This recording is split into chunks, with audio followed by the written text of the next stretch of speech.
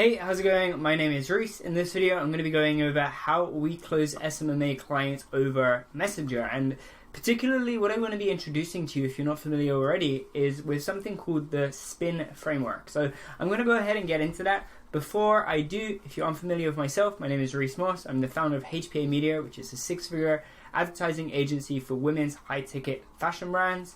I also own Agency Automation, which is a mentorship program for other agency owners who are looking to scale their agency by booking 30 to 60 meetings a month through advanced client acquisition methods, and also automating their fulfillment. But without further ado, let me go ahead and jump into this framework because it's something that we use for my own agency. It's something that my students are using successfully. I wanted to go ahead and share that with you and the rest of the world. So let's jump into it. Now, essentially the way that this framework works, we need to really bring it back to the core fundamentals of what it's like having a conversation with somebody on social media. Now, when speaking to your prospects via social media, this is one of those frameworks that we use to actually uncover the prospect's biggest pain point and their desired situation. And it's famously known as the SPIN framework. Now, this was originally publicized by Neil Rackman in his book Spin Selling, and it's a method that is successfully used by salespeople all around the world. I think when writing the book, they did some research, and there was something like 25 or 35,000 sales calls that was analyzed to actually come up with this method that I'm going to be sharing with you today. So use this framework both in your messenger conversations and actually on your sales calls to dive deep into your prospect's pain and provide them with a solution. So without further ado, let me go ahead and jump into the very first one, which is situation questions. Now, the very first thing that we need to do is actually find out what their situation is in the first place. And to do this, we will ask data gathering questions to find out more about their current situation. I'm going to get onto this a little. Let me explain it now, actually. To offer somebody a solution in the first place, we need to know three things. We need to know, number one, their current situation. Number two, their desired situation. And number three, what they believe is holding them back from achieving that situation.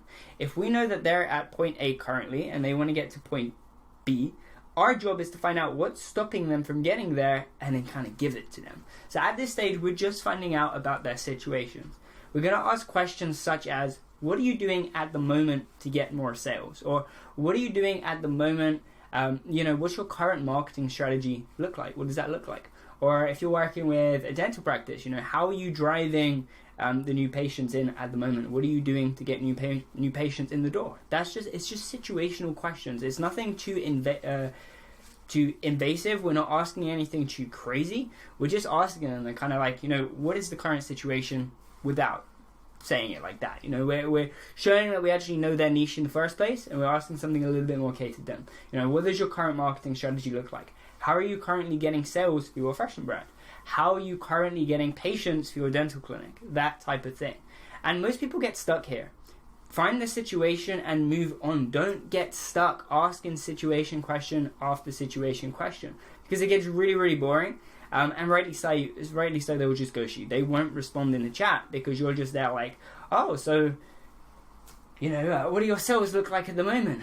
How are you achieving those? Oh, that's great. And what's the method of actually getting them to make a purchase? Those are three situational questions back to back. Like, they're going to get bored. They're going to be like, well, where's this going? Like, why are you asking me this in the first place?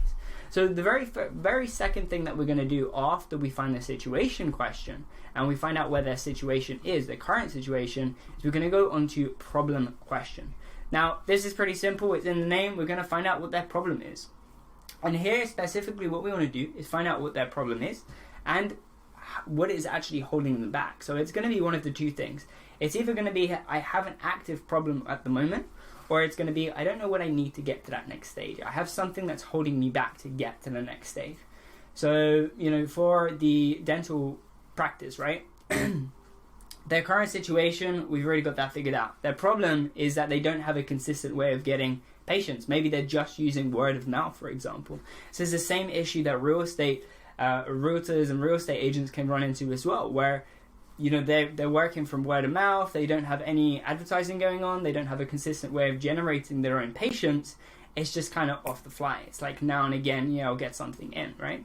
So we want to really dig deep into that problem. We want to ask them, what are you doing? You want to ask them if what they're doing is working right now. So you'll basically say something like, I see, or I understand.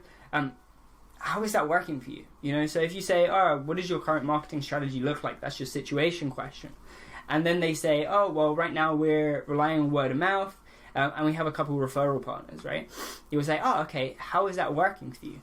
Or if they're just doing word of mouth, you may actually change the problem question. You may rephrase it and say, it's word of mouth. You may say, how's that going with the consistency month to month? Or how's that going on the month to month consistency of new patients? And obviously it's clear, if it's word of mouth, it's going to be irregular. It's not going to be consistent flow. And that's kind of the way that we're asking that question. We're asking them what the problem is. Now, as a little side note here, a little thing to remember when it comes to Messenger is always do these three things, which is feel, show, and ask. Basically, what you want to do is when somebody responds, you want to feel, right? And that's just acknowledge their message. You want to feel, you want to add some feeling to it, because especially if somebody's being vulnerable and telling you about their problems, about their business, about what they're suffering with, about things that they're not doing right, it's a very vulnerable position for them to be in. So as a human, just understand that, show that you feel them, you acknowledge their message, and they will say, this is kind of like saying, I understand, or interesting, those type of things. It's just saying that you basically understand their message, you acknowledge it.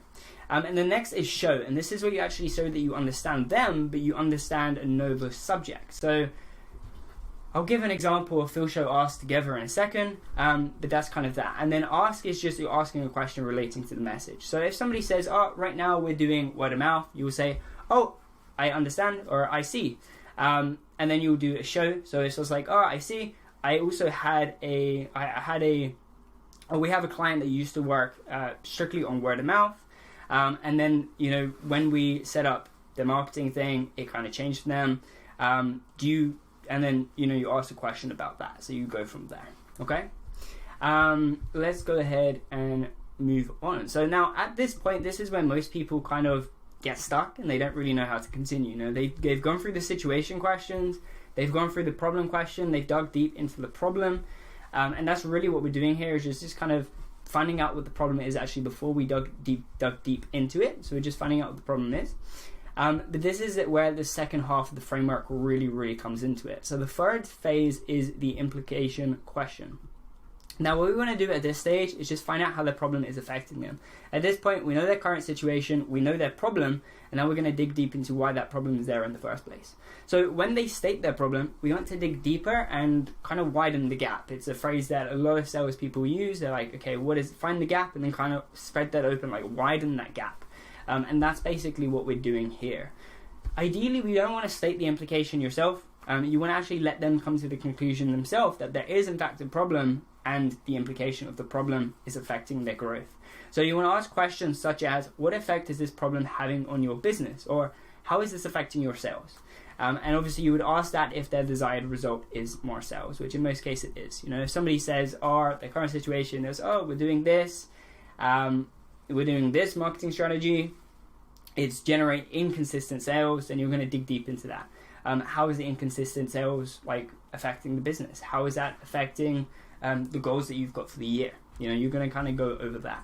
And then it's going to bring us to our fourth and final point, which is the need payoff question. Now, at this point, it's basically, we're asking them, what would it be like if the problem was removed? So you want to ask them, if X problem was removed, where do you want to take the business to this year? Or, for example, if you had a consistent flow of patients, where do you think the business would be at? What's the next level for you, basically?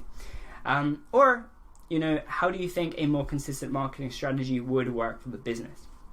Again, it's just a need kind of payoff. It's like, what's the payoff if we were to remove the problem, right? What is the result if the problem was removed? What would that look like for the business? And we want to we've widened the gap at this point, and then we're saying, okay, but what would it look like if that problem wasn't there? It's like we've already expressed to them, like, there is a problem. This is the implication of the problem with the implication question. This is why it's a big deal. Now, what would it look like if that problem wasn't there? What is the potential for yourself? What is the potential for the business? And this is you finding out how valuable the problem is to them. and also how allowing them to realize that on their own. They, at this point, know that they have a problem, they know the implication of the problem, and then it's like, okay, so that problem is there, now what's it going to look like when we get that problem out of the way? What's it going to look like when we have that consistent marketing strategy in place? What's it going to look like when we have that fulfillment strategy in place where you're able to quickly, get the product out of the warehouse within hours, next day delivery, that type of thing? What would that look like for the business?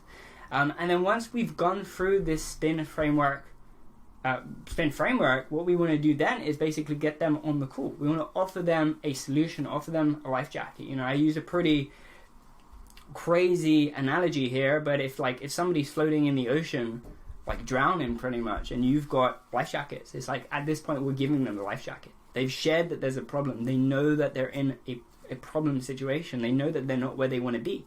And we have the offer, we have the solution to that problem. Of course, if you don't have, if they say, if you're an advertising agency and they say that their problem is fulfilling, product fulfillment, then you can't help them because that's not something you offer. You're just going to make the problem worse by getting them more sales that they can't fulfill. So, at that point, you can't help them, and you need to kind of refer them to somebody else, or, come back later or something like that. If you can help them, but if you can't, you can't. They're not the prospect for you. They're not in the place that you need. They're not the people that you help. They're not, who you want to be talking to in the first place, really. So that's pretty much it. I don't have anything else that I need to go over now. This is the spin framework. It's really, really simple. I'm just going to really quickly recap. Number 1, situation question. Find their situation. Number 2, problem question. Find out what the problem is. Implication question. Number 3, find out how that problem is affecting them. What is the result that problem is occurring in their life? And number 4, the need payoff question. What would it be like if that problem was removed? How smooth would it be for the business? Where would the business be? Where would you as a person be? What could you achieve? That kind of thing. So that's pretty much the end of this video. As I said at the beginning of the video, my name is Reece. If you need help actually scaling your own advertising agency, feel free to go down to the description below. I have a few links that you can look at, a few resources that will be able to help you out. And if you want some more one-on-one support or advice or mentorship, go ahead, click the link down below to lead to the demo video or demo call. We can have a short chat, kind of see where you're at the moment, see if I can help you out with our client acquisition systems and automated fulfillment systems, and we'll take it from there. But until then, have a good day, whatever the day is, and I'll see you again in the next video.